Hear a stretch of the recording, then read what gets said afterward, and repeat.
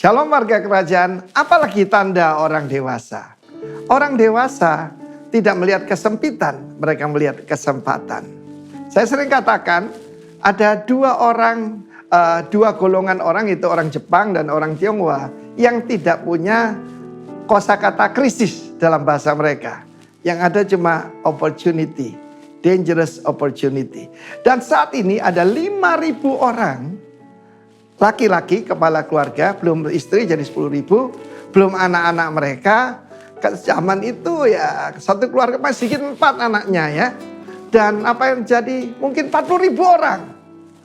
Dan apa yang terjadi saudaraku, murid-murid cuma melihat yaitu masalah. Hari sudah malam, tempat ini sunyi. Dan mereka usul kepada Tuhan Yesus. Suruh mereka pergi. Suruh cari makan sendiri di desa-desa. Saudaraku, apa seperti itu mentalitas kita? Tetapi ada seorang anak kecil melihat kesempatan. Dia begitu dipenuhi dengan hadirat Tuhan, ya, dipenuhi dengan kasih Tuhan. Coba bayangkan, masa 40.000 orang itu tidak ada satupun yang tergerak seperti anak kecil ini, ya. Mereka semua ikut Tuhan, sudah dengarkan khotbah dari pagi sampai malam ya, sudah sore menjelang malam. Dia serahkan 5 roti 2 ikan. Ikan di Danau Galilea yaitu seperti ikan mujair segini ya ukurannya ya. Masa anak kecil makannya 2 ikan, 5 roti kan kebanyakan. Rupanya ibunya yang mengajar, nak, kalau makan jangan pernah sendiri, bagi dengan temanmu. Dia sedang menyediakan anak ini supaya jadi kaya. Orang beruang dengan orang kaya itu beda. Kalau beruang ya cuma punya uang. Ya, karena itu seperti beruang saudara ya. Tetapi kalau orang kaya itu suka berbagi. Dan anak ini melihat kesempatan. Dia tahu Yesus bisa menggandakan roti dan dia dengar. Bukan Musa yang memberi makan kamu di padang belantara, tapi Bapakku yang di sorga. Dan dia juga tahu Nabi Elisa pada zaman itu, yang zaman dahulu itu, pernah itu di tangannya berlipat ganda dengan firman Tuhan, 100 orang jadi kenyang. Padahal makanan cuma untuk beberapa orang. Dia bilang, ini kesempatan lihat mujizat. Mujizat cuma terjadi di waktu terjadi kesesakan. Seperti hari-hari ini. Ketika obat itu dibeli oleh orang Jakarta ya, di Bali tidak ada obatnya saudara. Remdesivir, Actemra ya. Bahkan yang sederhana Avigan dibeli orang Jakarta semua. Lalu dijual dengan harga lipat ganda. Kiranya Tuhan memperingatkan mereka. Saya tidak boleh mengutuk ya. Tapi orang semacam itu perlu dihukum saudara ya. Tetapi Yesus berkata, kamu harus memberi mereka makan. Kita mesti merubah pola pikir kita. Bukan penerima, tetapi pemberi. Saya pernah sering cerita bedanya raja dengan pengemis. Tadi minggu yang lalu bedanya orang dewasa dengan anak-anak. Orang dewasa memberikan angpau. Anak kecil menunggu angpau. Yesus berkata, tidak perlu mereka pergi. Jangan jadikan mereka masalah. Jadikan mereka resipien untuk menerima berkat Tuhan, disuruh duduk. Dan saudara, Yesus mengambilnya menengadah ke atas. Saudara ingin mengalami mujizat, menengadah ke atas. Kalau melihat ke bawah, saudara tidak pernah, yaitu akan mengalami berkat Tuhan. Lihat sumbermu. Abba, Bapa itu artinya sumber. Lalu kemudian dia memberkatinya, dipecah-pecahkannya, dan di tangan daripada murid-murid, dia diajar oleh Tuhan ya. Jangan seperti anak-anak, jadi orang dewasa. Terjadi pelipat gandaan. Pelipat gandaan akan terjadi di tangan saudara dan saya. Tuhan memberkati. Amin.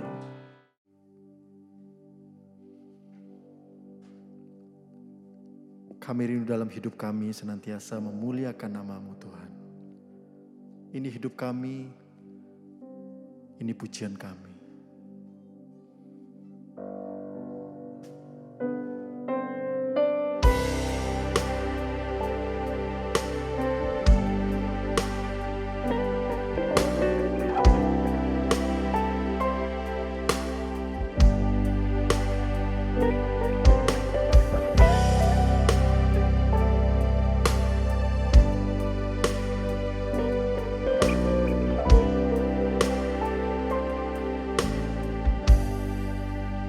masuk ke hadirat-Mu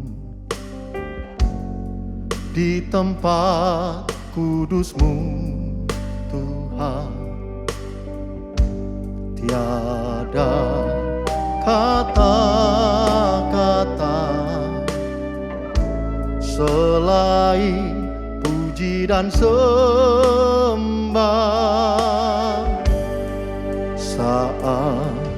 Saat ini alangkah indahnya Tuhan bersama-Mu selalu memuji dan menyembah-Mu. Engkau Tuhan pujianku, Engkau Tuhan kemuliaanku, kekudusan-Mu penuhi tempat ini.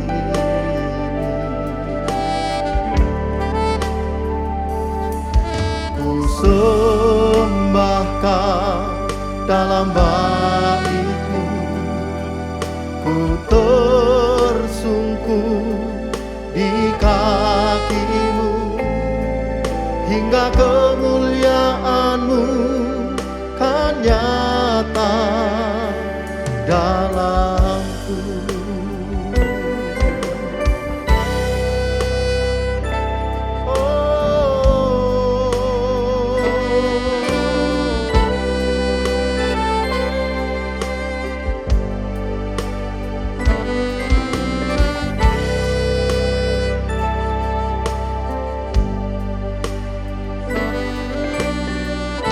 Mari bersama katakan, ku masuk ke hadirat-Mu.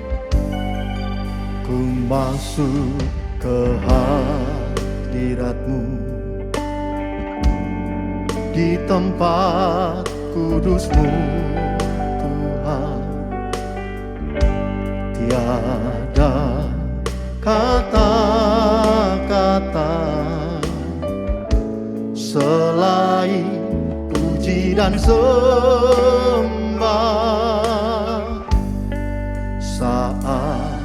Saat ini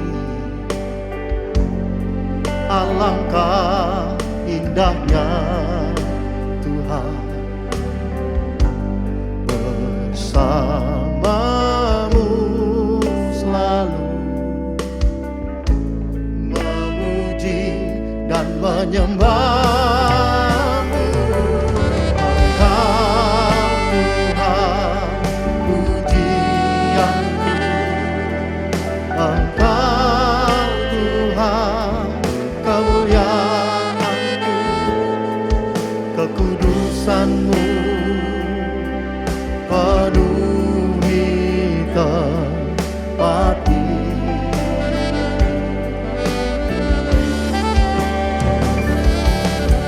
Sembah Kau dalam bait-Mu, ku tersungkur di kaki-Mu, hingga kemuliaan-Mu kan nyata dalamku.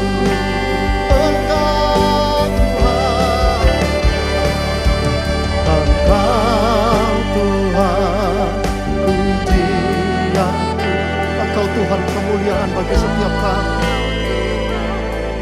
Kemuliaanku, biarlah kekudusan-Mu memenuhi setiap kami, Tuhan.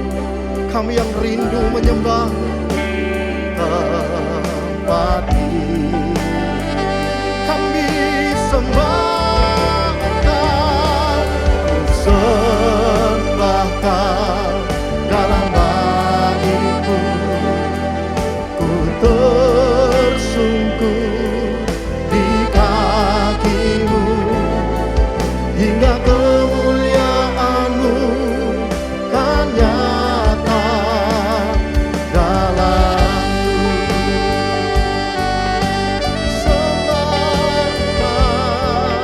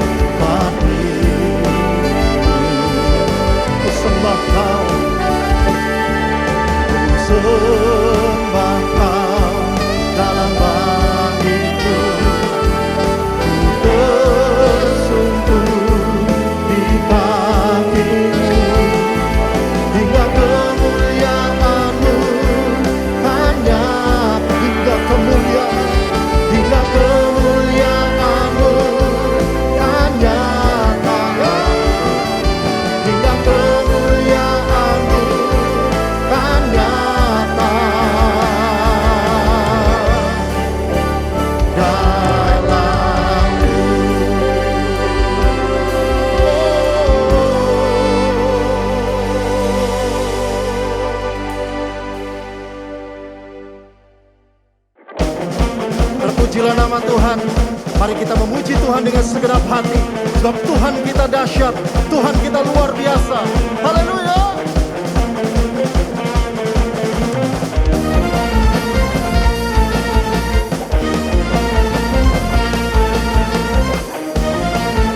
Dialah gunung batu kita, dialah kota benteng kita. Mari yang percaya, mari bersama katakan, Kau gunung batuku dan Kau kota bentengku, tak akan ku ragu. Kau menjamin hidupku, Kau keselamatanku, dan Kau yang membelaku, tak akan ku takut. Kuasa-Mu di dalamku, walau badai menerpa di dalam hidupku ini. Namun tangan-Mu Tuhan mengangkatku tinggi. Kau Tuhan yang benar, tak pernah tinggalkan. Dahulu, sekarang, selamanya, janji-Mu tak berubah.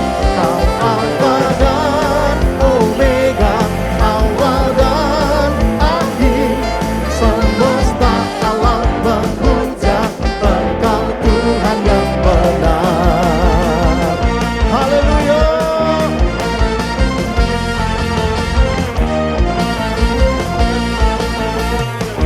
Mari jemaat Tuhan yang percaya, mari bersama-sama katakan, Kau gunung batuku, Kau gunung batuku, dan Kau kota bentengku, tak akan ku ragu.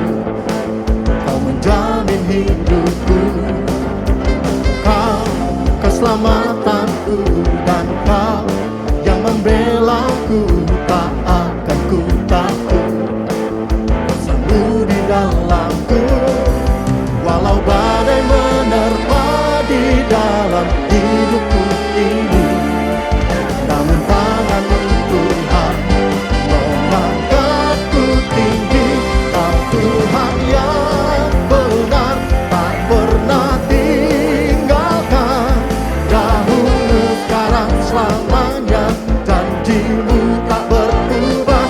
Kau Alfa dan Omega, awal dan akhir. Semesta alam memuja Engkau Tuhan yang benar, yang benar, yang benar, yang benar. Oh, mari tepuk tangan sama-sama dan bersuka cita. Mari yang percaya, mari katakan, Amin. Menerpa di dalam hidupku ini. Namun tangan-Mu Tuhan mengangkatku tinggi. Kau Tuhan yang benar, tak pernah tinggalkan. Dahulu, sekarang, selamanya, janji-Mu tak berubah. Kau Alfa dan Omega, awal dan akhir. Semesta alam memuja Engkau Tuhan yang benar. Semesta alam memuja, semesta alam memuja, semesta alam memuja Engkau Tuhan yang benar. Haleluya.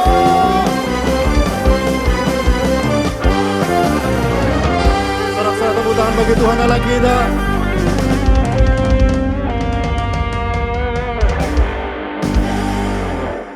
Kami percaya Engkau Tuhan yang senantiasa melindungi setiap kami, menaungi setiap kami. Kami aman di dalam Engkau.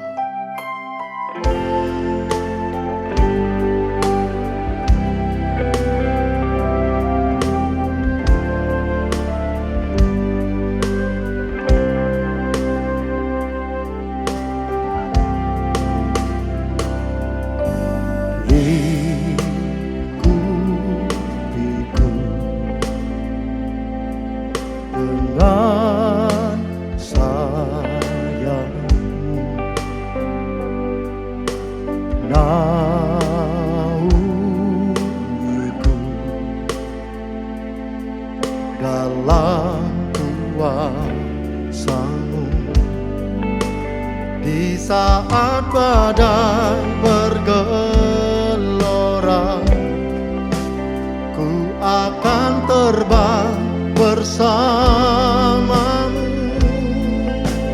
Bapa, Kau Raja atas semesta, ku tenang sebab Kau Allahku. Mari bersama nyanyikan pujian ini. Mari katakan, lingkupiku dengan sayang-Mu, naungiku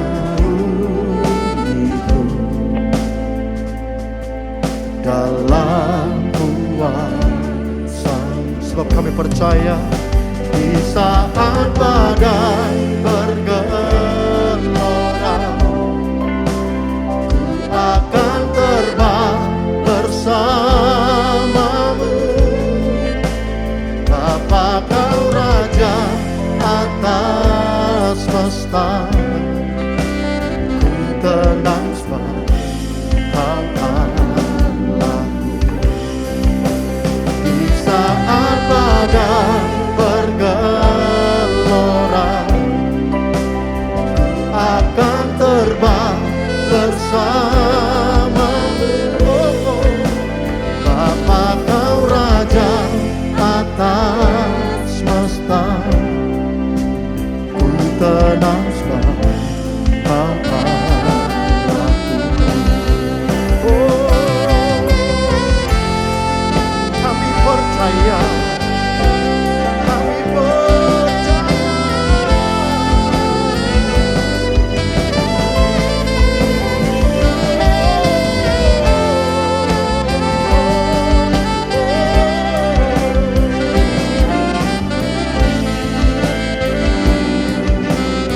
Mari yang percaya, mari bersama katakan, di saat badai bergelora, di saat badai bergelora, ku akan terbang bersama-Mu.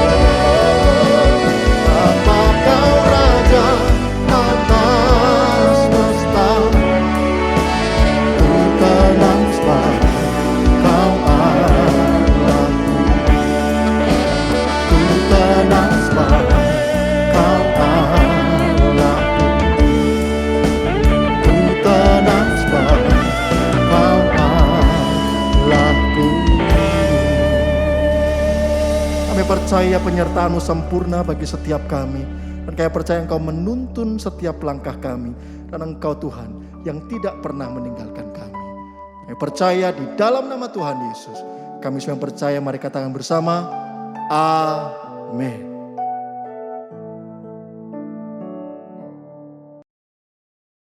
Saudara-saudaraku yang dikasihi Tuhan, kita sampai di bulan yang baru, yaitu bulan Agustus. Karena itu kita patut bersyukur di hari yang baru, di minggu yang baru, dan di bulan yang baru ini.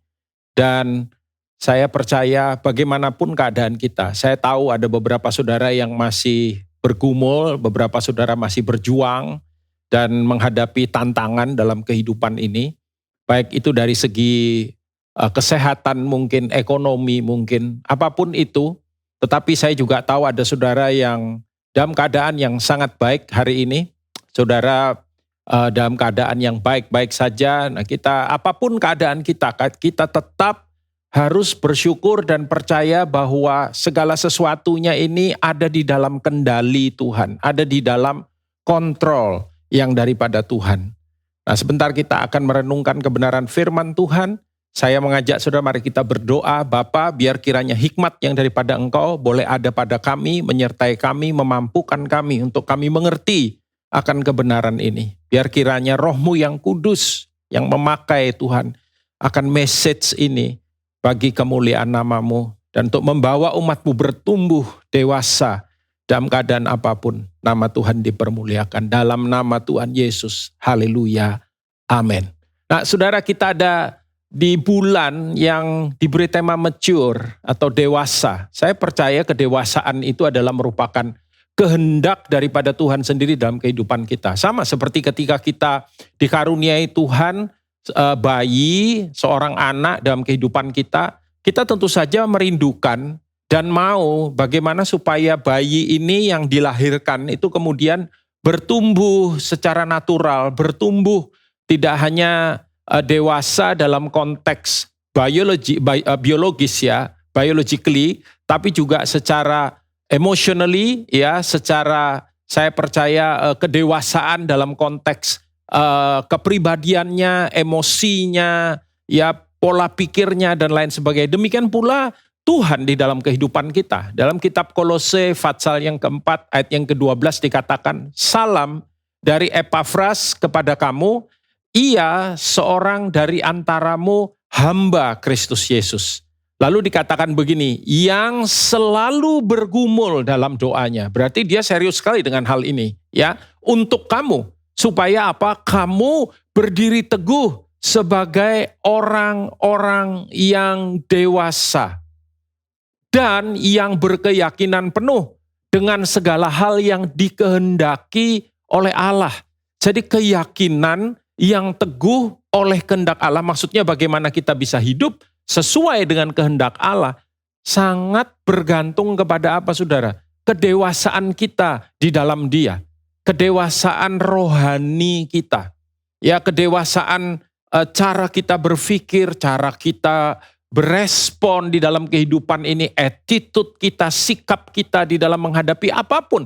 Makanya tadi di depan saya katakan, saya percaya ada saudara pasti yang masih dalam pergumulan, ada saudara yang dalam keadaan baik, dalam segala keadaan. Saudara, Alkitab menulis dengan jelas bahwa jadi dewasa itu harus menjadi tujuan, salah satu tujuan utama di dalam kehidupan kita, di dalam mengikut Dia. Dan ditulis juga di situ, dikatakan supaya kamu kuat, supaya kamu bisa berdiri teguh, supaya kamu tetap berjalan di dalam kehendaknya itu, di dalam keadaan apapun. Saudara mungkin bertanya, saya mau Pak bertumbuh, saya mau menjadi dewasa, but how? Bagaimana caranya? Nah saudara, what it takes to be mature, apa saja yang kita perlukan di dalam kehidupan kita ini agar kita bisa bertumbuh secara dewasa. Dan saya beritahu saudara bahwa concern saya sebagai gembala yang dipercayakan untuk Rock Surabaya adalah kedewasaan rohani tentu saja. Dalam setiap level kepemimpinan misalkan, di dalam setiap jenis atau tipe pelayanan yang Tuhan percayakan kepada kita. Di dalam scope daripada keluarga besar kita, GBI Rock Surabaya ini, number one concern for me, buat saya adalah pertumbuhan rohani. Kalau orang boleh aktif, orang boleh kerjakan ini, kerjakan itu, layani ini, layani itu. Tapi kemudian rohaninya nggak bertumbuh, itu jadi catatan dan ya tentu saja kita akan, saudaraku, serius dengan hal itu. Sebab itu mengerti apa saja yang kita perlukan. Saya tidak berkata yang saya akan sampaikan sebentar ini adalah merupakan semuanya. Tapi ini adalah merupakan unsur utama. Ada banyak hal yang Tuhan bisa pakai, yang Tuhan bisa orchestrated di dalam kehidupan kita, atur di dalam kehidupan kita agar kita bisa bertumbuh. Ya, kalau itu merupakan concern saya secara pribadi, lebih lagi untuk dia. Karena itu saudara, saya percaya nomor satu yang terpenting dalam hidup kita agar kita bisa dewasa itu adalah Kristus sendiri. Adalah Dia sendiri. Petrus menulis dalam kitab 2 Petrus pasal 3 18 dikatakan, tetapi bertumbuhlah dalam kasih karunia. Kita tahu di dalam Injil Yohanes dikatakan kasih karunia itu datangnya dari Dia. Ya, Musa membawa hukum, Kristus membawa kasih karunia. Dan dikatakan, perhatikan ini, dalam pengenalan akan Tuhan dan juru selamat kita, Yesus Kristus. Dalam pengenalan. Baginya kemuliaan sekarang dan sampai selama-lamanya. Saudara, saya yakin teguh ya. Dan Bukan karena keyakinan pribadi saya sih sebenarnya, tapi karena apa yang firman katakan kepada kita. Bahwa Tuhan mau kita bertumbuh menjadi makin serupa dengan Dia. Keserupaan kepada Kristus, keserupaan akan Kristus. Itu jauh lebih penting daripada apapun. Even setiap talenta, karunia, kemampuan yang ada dalam kehidupan kita. Semuanya toh pada akhirnya akan dipakai untuk mempermuliakan Dia. Bagaimana Dia dipermuliakan di dalam dan lewat kehidupan kita? Kalau saudara, kehidupan kita ini tidak serupa dengan Dia. Tidak ada keserupaan, tidak ada pertumbuhan untuk kita menjadi makin mirip pola pikir kita, hati kita. Tentu saja saudaraku, perilaku kita, cara bicara kita. Ya, karena itu di sini dikatakan, Petrus berkata, aku rindu supaya kamu bertumbuh. Nomor satu tentu saja dalam kasih karunia. Kenapa? Karena tanpa kasih karunia, kita nggak punya kemampuan. Kasih karunia itu kemampuan yang Tuhan beri kepada kita, yang memampukan kita bahkan untuk melakukan yang tidak mampu kita lakukan. Jadi kalau ada orang mungkin berkata, sementara saudara mendengarnya, saudara berkata, berat Pak, nggak gampang untuk menjadi serupa dengan Kristus. Oh wow, ukurannya Tuhan Yesus. Dia kan sempurna, yes. Tapi oleh anugerahnya kita kan disempurnakan. Maksudnya makin hari kita makin mirip dengan Dia. Dan dikatakan kemudian apa? Pengenalan. Apakah saudara memiliki pengenalan akan Dia di dalam kehidupan saudara? Kenapa misalkan paling gampang saudaraku, kita harus belajar firman, kita harus mengerti firman, kita harus bergaul dengan, bedakan saudara antara pengetahuan firman ya dengan bagaimana kemudian membawa firman itu dalam kehidupan kita sehingga kemudian firman itu menjadi daging buat kita. Maksudnya firman itu menyatu dengan kehidupan kita. Kita bisa punya banyak pengetahuan firman. Saudara bisa sarjana teologi, master teologi, bahkan doktor teologi, tapi tetap tidak dewasa rohani. Karena itu saya tidak sedang berbicara hanya dalam konteks pengetahuan, knowledge, ya secara manusia, tidak. Tapi saya berbicara tentang pengenalan kita secara pribadi, keintiman, union with Christ, ya, kebersamaan kita dengan Dia, pengalaman pribadi kita bersama dengan Dia. Dalam Efesus pasal 4 ayat 13 sampai 15 dikatakan, sampai kita semua mencapai kesatuan iman dan pengetahuan yang benar tentang anak Allah. Lalu dikatakan kedewasaan penuh dan tingkat pertumbuhan yang sesuai dengan kepenuhan Kristus. Karena itu number one goal di dalam kehidupan kita, to become like Christ dikatakan. Lalu sehingga kita bukan lagi anak-anak, perhatikan itu, yang diombang-ambingkan oleh rupa-rupa angin pengajaran dan permainan palsu manusia dalam kelicikan mereka yang menyesatkan, tetapi dengan teguh berpegang kepada kebenaran. Kebenaran yang tidak hanya knowledge, tapi kebenaran yang diaplikasikan, yang dibawa masuk di dalam kehidupan kita. Dikatakan berpegang teguh kepada kebenaran, di dalam kasih kita bertumbuh di dalam segala hal. Perhatikan ini, bertumbuh di dalam segala hal ke arah siapa? Dia, Kristus yang adalah kepala. Saudara. Jadi jelas sekali bahwa saudaraku, nomor satu sekali lagi, mari kita menerima anugerahnya yang memampukan kita untuk kita bisa kemudian melaksanakan keputusan kita untuk menjadi semakin serupa dengan pribadinya. We need Christ in our growth. Dalam pertumbuhan kita memerlukan Kristus. Tapi juga, dengar baik-baik saudara, yang kedua ini mungkin saudara kurang begitu suka, secara manusia kita semua enggak suka. Apa itu saudara? Pergumulan, kesukaran, tantangan, tekanan di dalam kehidupan kita. Itu sebabnya saya lebih banyak mendengar kesaksian misalkan begini, orang didewasakan lewat pergumulan hidupnya, didewasakan lewat tantangan dalam hidupnya, didewasakan lewat kesukaran-kesukaran yang diizinkan dialaminya atau terjadi dalam kehidupannya.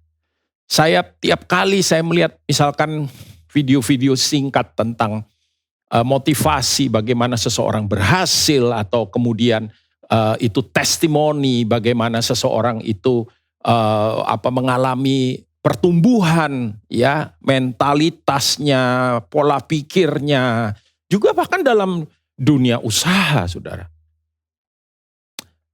Anak yang misalkan terlalu dimanjakan, cenderung gagal misalkan. Everybody knows, ya. Anak yang spoil, yang apa aja dia minta orang tuanya. Maksudnya begini, hidupnya nggak pernah sulit, hidupnya nggak pernah sukar, dia nggak pernah hadapin tantangan. Kalaupun dia ada tantangan, orang lain yang akan menyelesaikan. Kalau ada masalah, lempar ke orang lain.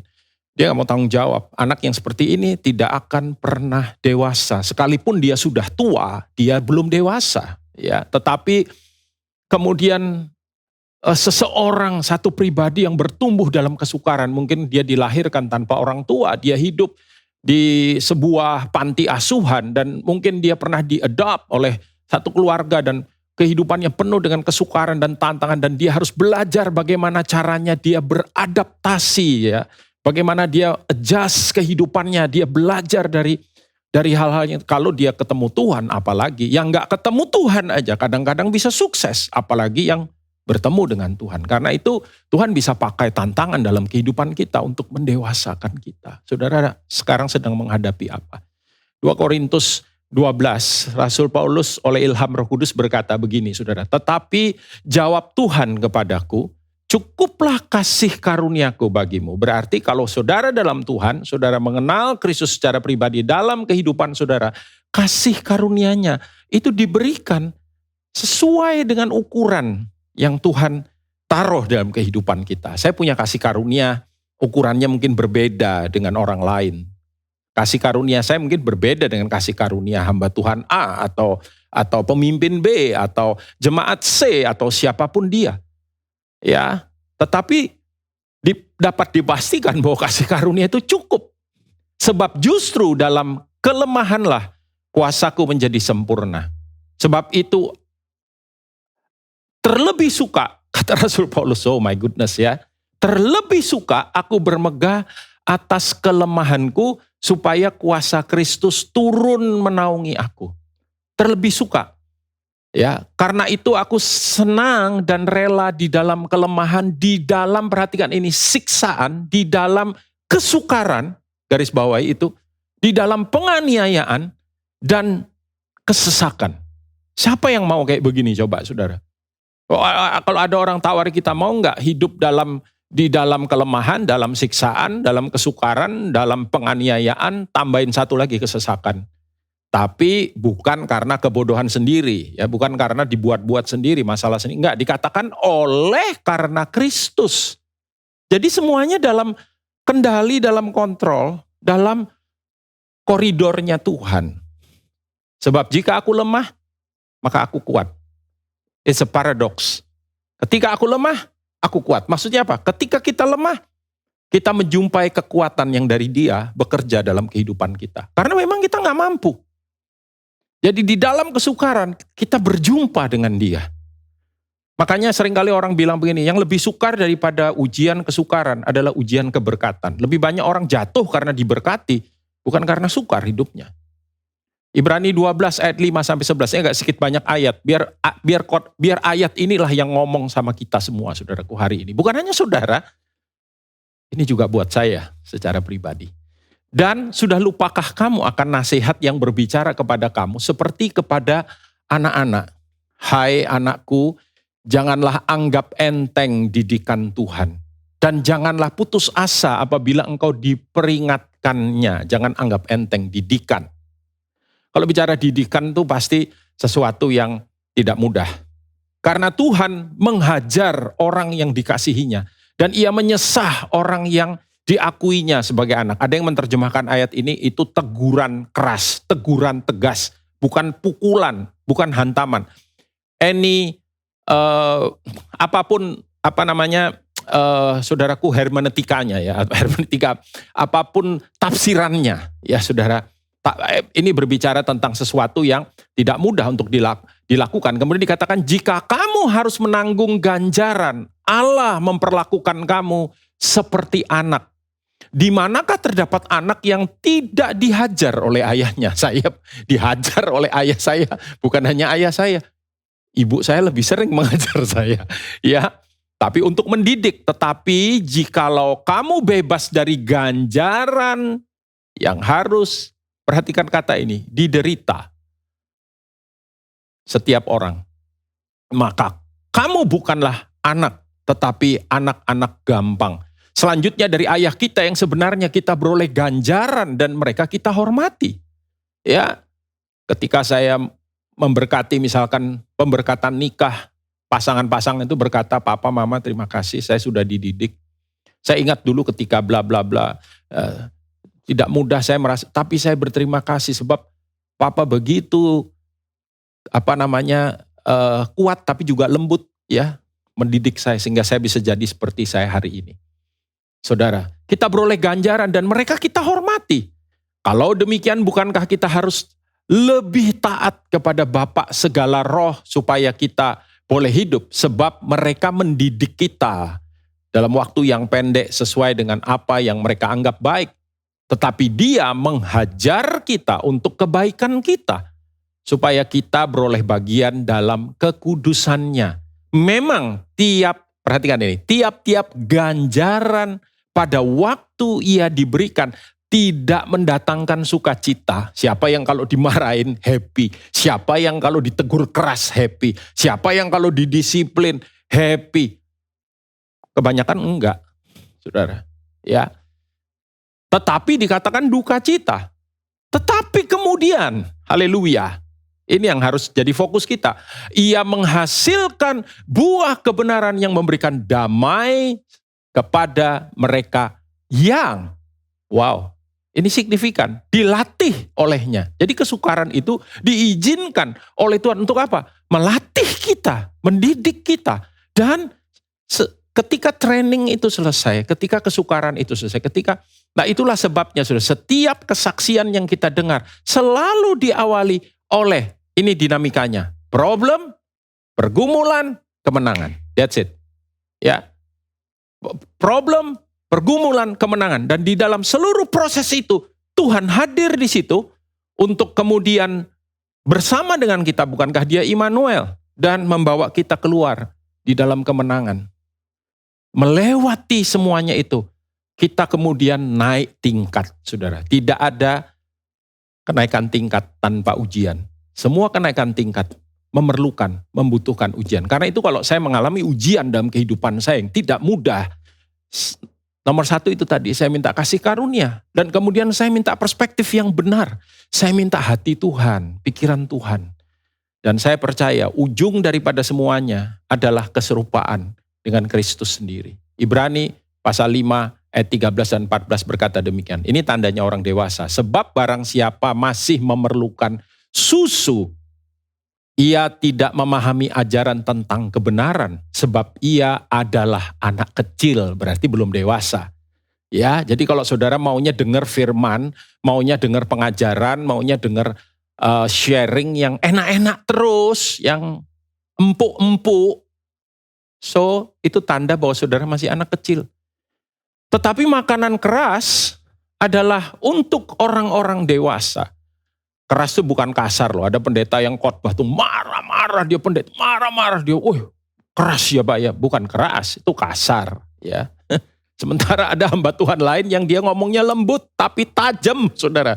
Ngomongnya lembut tapi tegas. Seperti Bapak kita ya. Saya ditegur Pak Arifin, dia nggak marah-marah. Pak Arifin hanya ngomong 1-2 kalimat, tapi itu tegas ya. Dan itu mendidik. Saya bersyukur untuk itu. Dan saya percaya anak-anak Pak Arifin yang lain mengalami seperti yang saya alami. Untuk apa? Dikatakan makanan keras adalah untuk orang-orang dewasa yang karena mempunyai panca indera yang terlatih untuk membedakan yang baik daripada yang jahat. Ya, percayalah bahwa segala sesuatu yang terjadi diizinkan dalam kerangka tujuan ilahi. Dan keputusan kita untuk menyelesaikan semua proses dalam kehidupan ini. Saudara mungkin sekarang sedang diproses. Tuhan bisa proses kita lewat COVID. Tuhan bisa proses kita lewat masalah keuangan. Tuhan bisa proses kita lewat hubungan. Tuhan bisa proses kita lewat orang-orang yang ada di sekitar kita. Tuhan bisa proses kita lewat bisnis kita. Tuhan bisa proses kita juga lewat suami, istri, anak-anak, orang-orang yang melayani bersama-sama dengan kita. Saudara, embrace this process dan oleh kasih karunia-Nya, lakukan, berespon dengan baik. Saudara akan keluar. Ayub bilang, kalau ia menguji aku akan keluar sebagai emas murni. Ya, kita membutuhkan Kristus, jelas kita membutuhkan tantangan, kita juga membutuhkan Bapak rohani, Bapak jasmani, dan juga Bapak rohani. Saya percaya, in fact sebetulnya Bapak jasmani harus jadi Bapak rohani. Itu sebabnya Amsal pasal 4 ayat 1 dan 2 dikatakan, dengarkanlah hai anak-anak didikan seorang ayah, dan perhatikanlah supaya engkau beroleh pengertian. Karena aku memberikan ilmu yang baik kepadamu, janganlah meninggalkan petunjukku. Kenapa kita perlu Bapak dalam kehidupan kita? Karena Tuhan memakai mereka, baik Bapak jasmani maupun Bapak rohani, siapapun mereka yang Tuhan izinkan untuk menjadi mentor, discipler, pemurid kita, pembimbing kita, Bapak kita. Ya, Bapak itu melingkupi semua fungsi itu, coach, dia pelatih, dia juga pengajar kita, dia didik kita, dia beri contoh kepada kita. Karena itu saudara, lakukan semuanya itu dengan sebuah kesadaran bahwa ketika mereka mendidik kita, melatih kita, membentuk kita, maka semuanya itu adalah saudaraku dibutuhkan sebuah keputusan untuk kita menerima, ya, lewat keteladanan tentu saja yang terutama dalam kemanusiaannya. Ini yang saya mau garis bawahi ya saudara. Keteladanan di dalam kemanusiaan. Maksudnya Bapak rohani kita bisa salah, Bapak rohani kita bisa menjengkelkan, Bapak rohani kita bisa keliru ketika dia mungkin menegur kita. It's okay, gak jadi masalah. Tapi overall kalau saudara lihat, sudah tahu hatinya. 1 Korintus 4 ayat 15, Rasul Paulus berkata demikian, sebab sekalipun kamu mempunyai beribu-ribu pendidik dalam Kristus, guru-guru hebat bisa banyak, kamu tidak mempunyai banyak bapak. Karena akulah yang dalam Kristus Yesus telah menjadi bapakmu oleh Injil yang kuberitakan kepadamu. Sebab itu aku menasihati kamu, turutilah teladanku. Mengapa kita harus belajar hidup dalam hormat serta ketundukan, saudara, kepada pribadi yang ditaruh Tuhan untuk memimpin kita, untuk menjadi bapak kita, adalah dikatakan supaya kita bertumbuh dalam kerohanian kita, supaya kita merelakan hati kita untuk dididik, dilatih, ya. Kita perlu memiliki yang namanya the spirit of sonship, roh keputraan, sebagaimana Kristus Sang Putra tunduk kepada Bapaknya, sebagaimana Kristus Sang Putra. Bahkan buat Tuhan Yesus, misinya dia nggak penting, yang terpenting tuh misinya Bapaknya. Aku ada di sini untuk Bapakku. Ya, saudara, apa tandanya kita seorang putra yang baik? Nomor 1, kita menghormati, kita hidup dalam ketundukan. Karena kita menghormati dan tunduk dalam dengan cara yang benar, maka apa yang menjadi visi dari Bapak kita, itu juga visi kita. Dan saya percaya saudara, di dalam seluruh proses itu, kita bertumbuh. Saya banyak belajar dari Pak Arifin lebih banyak lewat apa yang saya saksikan ketika beliau harus misalkan mengerjakan hal ini dan hal itu dan menghadapi tekanan ini dan itu. Gampang sekali belajarnya, very practical. More than misalkan saudaraku lewat khotbah, lewat pengajaran. Ya, tentu saja saya juga belajar lewat buku-buku misalkan. Saya suka membaca dan itu bagus, tapi ketika kita menyaksikan secara langsung impresinya beda, saudara. And then the last but not least, community. So, it takes community in order to make you grow. Saudara bisa bertumbuh, saudara perlu yang namanya komunitas. Kita tidak diciptakan untuk sendirian. Itu sebabnya Tuhan berkata kepada Adam, tidak baik manusia itu seorang diri. Sekalipun ini ayat biasanya untuk pernikahan ya. Tapi dalam konteks kemanusiaan, saudara, bahaya sekali kalau kita hidup di dunia kita sendiri dan kita terkungkung, terisolasi dengan kehidupan kita dan kita tidak dalam komunitas. Amsal 18 ayat 1, saya sering kutip ayat ini. Amsal 18 ayat 1 berkata begini, orang yang menyendiri, akibatnya apa? Mencari keinginannya, amarahnya meledak, terhadap setiap pertimbangan. Dalam terjemahan New King James Version lebih jelas, lebih tajam. Ini bagus tapi lebih jelas ya. Proverbs 18 verse 1 dikatakan begini, a man who isolates himself seeks his own desire. Jadi orang yang mengisolasi dirinya, mengurung dirinya dari orang lain yang ada di sekitarnya dikatakan mencari keinginannya sendiri. His own desire. Kalau orang Surabaya bilang tuh apa? Karpe dewe, saenae dewe. Itu loh saudara. Mencari keinginan sendiri. Lalu dikatakan begini, he rages against. Bukan setiap pertimbangan. Kurang tepat. Di dalam New King James, ini apa lebih berbahaya. Dikatakan against all wise judgment. Dia marah terhadap apa? Terhadap setiap pertimbangan. Bukan semua. Terhadap setiap pertimbangan yang bagaimana? Yang bijaksana. Bukankah pertimbangan yang bijaksana itu harusnya kita rangkul? Pertimbangan yang bijaksana itu yang kita butuhkan dalam kehidupan kita. Pertimbangan yang bijaksana itu seharusnya yang kita, saudaraku, bawa. Ya, kecuali kalau saudara ada di dalam toxic community. Ada memang komunitas yang beracun. Ya, saudara harus keluarkan diri saudara. Ada satu buku yang bagus, saya pernah membaca. Judulnya dalam bahasa Inggris, kira-kira intinya kapan saatnya saya harus pergi. Kapan saatnya saya harus pergi. Ketika dikatakan kamu ada di dalam persahabatan yang beracun, ya, toxic relationship. Ketika kamu ada di dalam toxic organization dan toxic community. Tapi saudara, saya yakin dan percaya ketika kita terbuka hati kita dan kita menyerahkan kepada Tuhan akan seluruh kehidupan kita, Dia akan membawa kita untuk kita ada di dalam sebuah komunitas yang sehat, sebuah komunitas yang membangun, a community of love, ya, sebuah komunitas yang mendewasakan kita, orang-orang yang mengasihi kita, orang-orang kalau ngomong sama kita, negur kita, ngingetkan kita, itu mereka nggak punya motivasi apa-apa selain daripada mereka ingin yang terbaik untuk kehidupan kita. 1 Tesalonika pasal 5 ayat 11, karena itu berkata demikian. Karena itu nasihatilah seorang akan yang lain dan saling membangunlah kamu seperti yang memang kamu lakukan. Saling menasihati, saling membangun. Ayat saling kan banyak, karena itu on purpose ya, gembala senior kita memberi istilah komsal, itu kelompok pemuritan, kelompok kecil di dalam komsel, itu dengan nama komsal, singkatan daripada komunitas saling. Ya, Ibrani 10 ayat 24 dan 25 juga dikatakan, dan marilah kita saling memperhatikan supaya kita saling mendorong dalam kasih dan dalam pekerjaan baik.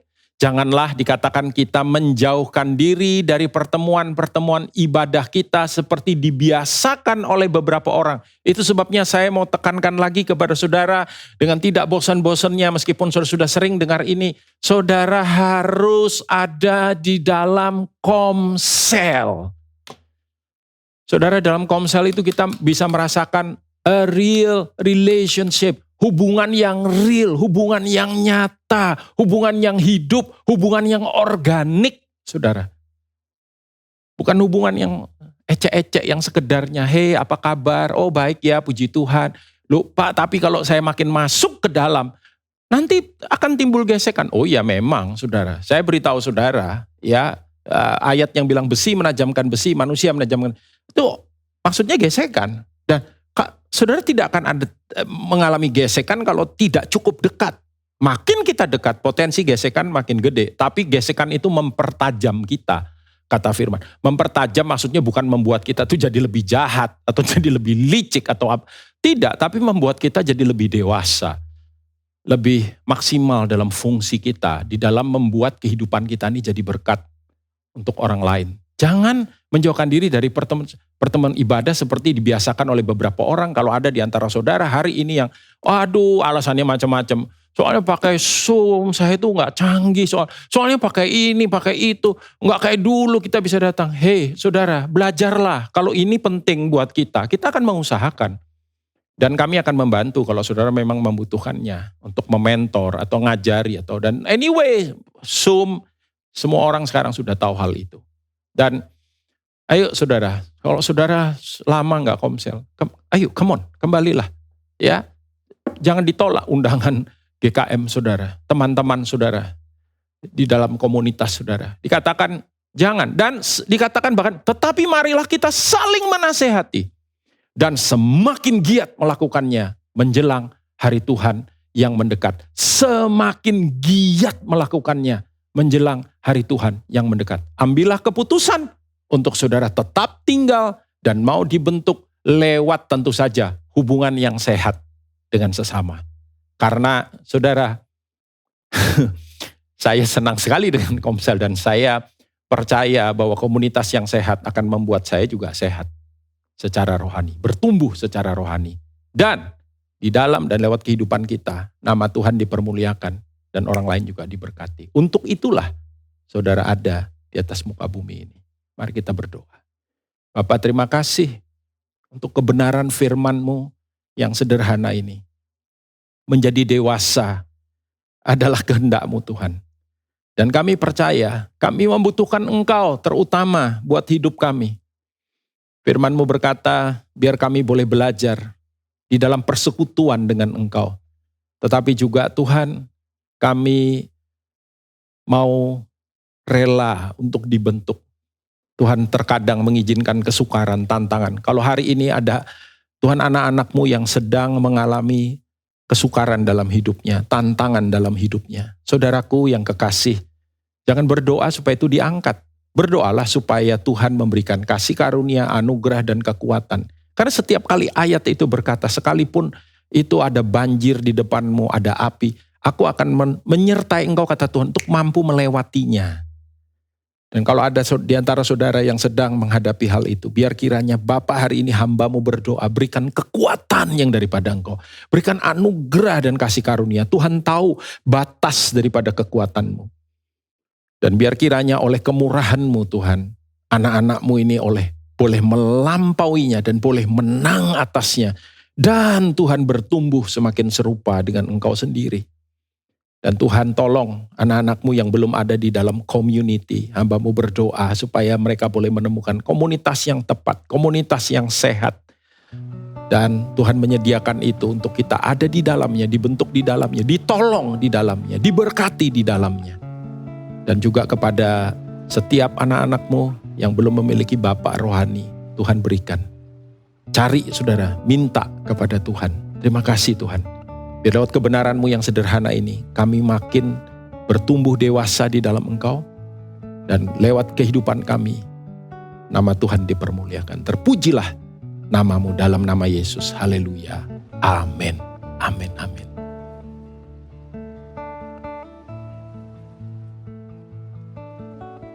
Saudaraku yang dikasihi Tuhan, firman dengan jelas mengatakan kepada kita bahwa Dia mau kita bertumbuh. Melewati apapun di dalam kehidupan kita, bahkan tantangan sekalipun. Karena Kristus ada dalam diri kita, ada di dalam pribadi kita. Dan apa yang sebentar kita akan lakukan, mengingatkan kita akan karyanya, akan kasih karunia yang tidak berkesudahan itu bagi kita semua. Mari kita berdoa. Bapa, terima kasih. Ini roti dan anggur biasa, tapi kami menaruh iman di dalam apa yang sebentar kami lakukan karena perintah-Mu berkata, lakukan ini untuk mengingat akan aku. Dan biarlah kiranya Tuhan melalui segala sesuatu yang ada dan terjadi di dalam kehidupan kami. Tuhan, oleh kasih karunia-Mu, kami tetap bertumbuh di dalamnya dan menjadi makin serupa dengan Engkau.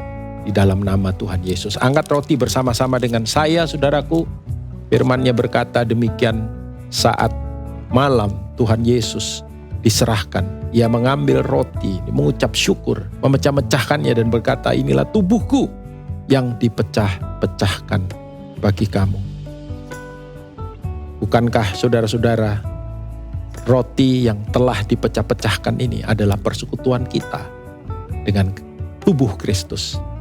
Amin. Kita makan sama-sama dalam nama Yesus.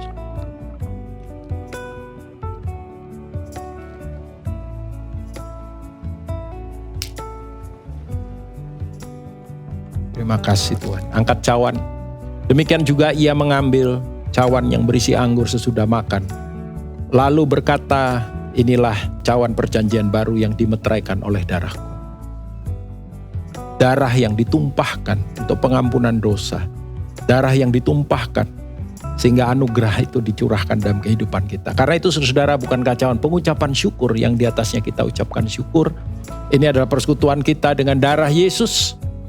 Amin. Kita minum sama-sama dalam nama Yesus. Tuhan, terima kasih. Bapa, kami bersyukur oleh apa yang putramu sudah lakukan dan kerjakan, semuanya mungkin. Tidak ada yang mustahil bersama dengan Engkau.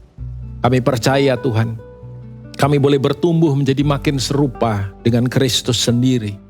Oleh kasih karunia, oleh kekuatan, oleh penyertaan yang daripada Tuhan. Dan biarlah melewati masa yang tidak mudah ini pun Tuhan, kami ada dalam perjumpaan senantiasa setiap hari dengan Engkau sendiri. Pimpin kami, tuntun kami, dan bawa kami di dalam pertumbuhan bagi kemuliaan nama-Mu. Ucap syukur Bapa, di dalam nama Tuhan Yesus. Angkat kedua tangan saudara, dan biarlah kiranya semua berkat terbaik dari kerajaan sorga boleh turun atas hidup saudara. Berkat yang menjaga, melindungi, menyertai, memelihara kehidupan saudara. Sehingga boleh berjalan dari kasih karunia kepada kasih karunia, iman kepada iman, kekuatan kepada kekuatan, kemenangan kepada kemenangan, bahkan kemuliaan kepada kemuliaan. Hari ini sampai Maranatha, kedatangan yang kedua kali. Dalam nama Yesus semua yang percaya diberkati. Sama-sama kita katakan amin. Selamat hari Minggu, Tuhan memberkati saudara.